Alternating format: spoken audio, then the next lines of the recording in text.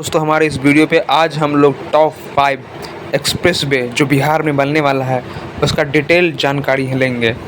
अगर ये express way Bihar में बन जाती है तो एक ज़िले के दूसरे ज़िले की कनेक्टिविटी बढ़ जाएगी। जहां हमें 10 घंटे लगते थे जाने या आने में, वहां बस हम लोग 4 से 5 घंटा में जा या फिर आ सकते हैं। तो इस 5 एक्सप्रेस वे को आज हम लोग पूरी तरीक़ा से जानते हैं। तो चलिए शुरू करते हैं बिना किसी दूरी के। फर्स्ट ये सबसे पहला बार हम लोग जानने की कोशिश करते हैं रक्सौल हल्दिया एक्सप्रेस वे। रक्सौल से लेकर के कोलकाता में जो ये डिस्ट्रिक्ट है हल्दिया, वहाँ तक की दूरी भी अब कम हो जाएगी। ये रक्सौल एक्सप्रेस वे जो है, रक्सौल हल्दिया एक्सप्रेस वे, ये रक्सौल, मुजफ्फरपुर, समस्तीपुर, बेगूसराय, लखीसराय, जमुई, बांका, देवघर से होते हुए हल्दिया जाएगी। इसका टोटल लागत जो है लगभग 54,000 करोड़ रुपया लागत लगने वाला है। ये आपको 4 से 6 लेन का होगा। ये आपको रक्सौल हल्दिया एक्सप्रेस वे, इसको कंप्लीट होने में जो समय लगेगा 2028 तक ये बनकर तैयार हो जाएगा। इसका जो है रोड मैप सब कुछ तैयार हो चुका है, बस काम स्टार्ट हो गया। तो 2028 तक इसका प्लानिंग है, इसको कंप्लीट कर दिया जाएगा। तो अगर ये बन जाता है तो मुजफ्फरपुर या फिर रक्सौल से हम लोग हल्दिया जाने में जो हमें समय लगता था कोलकाता जाने में, वो हम बहुत कम समय में वहाँ पर जा सकते हैं। तो जितना जल्दी ये रक्सौल हल्दिया एक्सप्रेस वे बन जाता है उतना ही ज़्यादा फ़ायदा हमारे पश्चिम बंगाल के लोग और हमारे बिहार के लोगों को जो फ़ायदा होगा, जो कनेक्टिविटी बढ़ेगा, वो चाहे व्यापार के क्षेत्र में हो या फिर यातायात के क्षेत्र में हो, ये जो विकास बढ़ेगा तो दोनों राज्य को बहुत ज़्यादा फ़ायदा होगा। तो हमारा नेक्स्ट एक्सप्रेस वे है गोरखपुर सिल्लीगुड़ी एक्सप्रेस वे। गोरखपुर से लेकर के सिल्लीगुड़ी के बीच में जो एक्सप्रेस वे बनेगा, इसकी लंबाई टोटल होगी 568 यानी कि 568 किलोमीटर का ये टोटल एक्सप्रेस वे होगा। और ये टोटल आपको 6 लेन का बनेगा। और इसका रूट जो होगा यूपी, बिहार और वेस्ट बंगाल, 3 राज्य को ये कनेक्ट करेगा। तो ये 3 राज्य को भी कनेक्ट करेगा और आपस में जो दूरी, जो फासला है, उसको भी कम करेगा। इसका लागत जो है आपको, इसका लागत 386 बिलियन होगा। और इसका स्पीड जो है लगभग, अगर इस पर अगर कोई गाड़ी चलती है तो इसका स्पीड 120 किलोमीटर पर आवर के घंटा से चलेगा। उससे कम या फिर ज़्यादा नहीं, ज़्यादा जितना चाहे कर सकता है, लेकिन उससे कम नहीं होना चाहिए। क्योंकि ये एक्सप्रेस वे है तो एक्सप्रेस वे में कोई गाड़ी की रफ्तार कम नहीं होता, हमेशा रफ्तार ज़्यादा ही रहता है। और इसका अगर ये बन जाता है तो ट्रेवलिंग में जो समय लगता है वो कम लगेगा। क्योंकि हमारे बिहार में सबसे ज़्यादा प्रॉब्लम जो होता है यातायात में, समय बहुत ज़्यादा लगता है। अगर किसी को कहीं जाना है तो जहाँ पर हम लोग को 2 से नंबर पे आता है वाराणसी कोलकाता एक्सप्रेस वे। ये एक्सप्रेस वे वाराणसी और कोलकाता को कनेक्ट करेगा एक दूसरे से। इसका टोटल लंबाई आपको 7 से 10 किलोमीटर होगा, 710 किलोमीटर होगा। और ये उत्तर प्रदेश, बिहार, झारखंड एंड वेस्ट बंगाल से होते हुए गुजरेगी।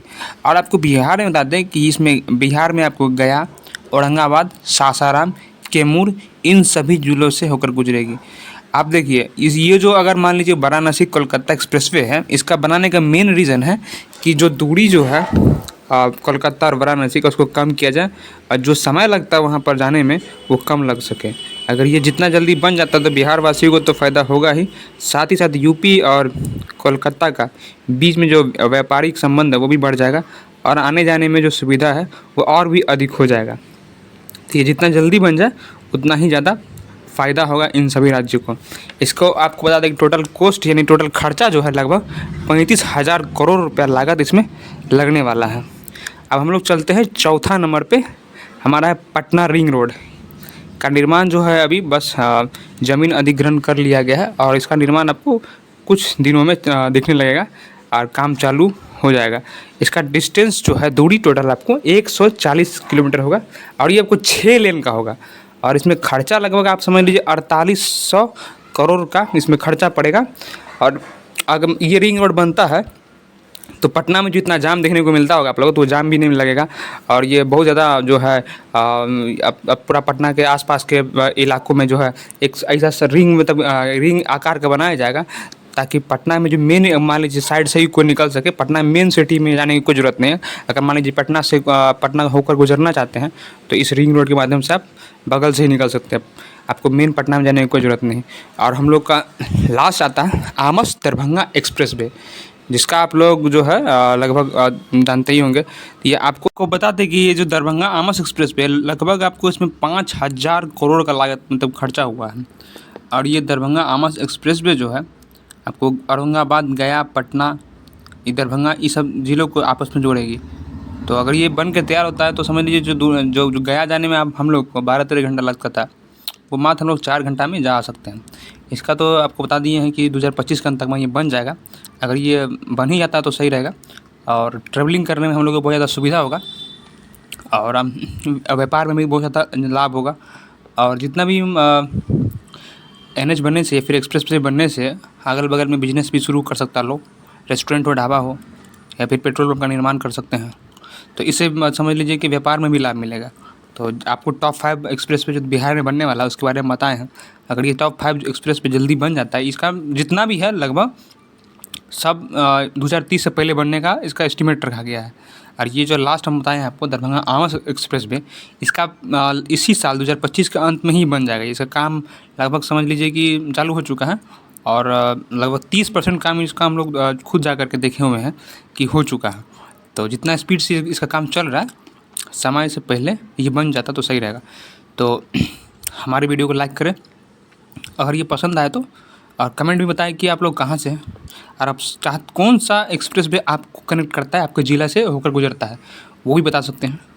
और इसको शेयर कर दें और बताएं कि हम लोग के बिहार में कौन कौन सा एक्सप्रेस वे जो है 2025 में बनने वाला शुरू हो चुका है और ये बनने वाला है। सबसे बेस्ट हमको पटना रिंग रोड लगा, अगर वो बन जाता है तो पटना में जितना जाम लगता है तो वो नहीं लगेगा। और तो थैंक यू और वीडियो पे बने रहने के लिए धन्यवाद।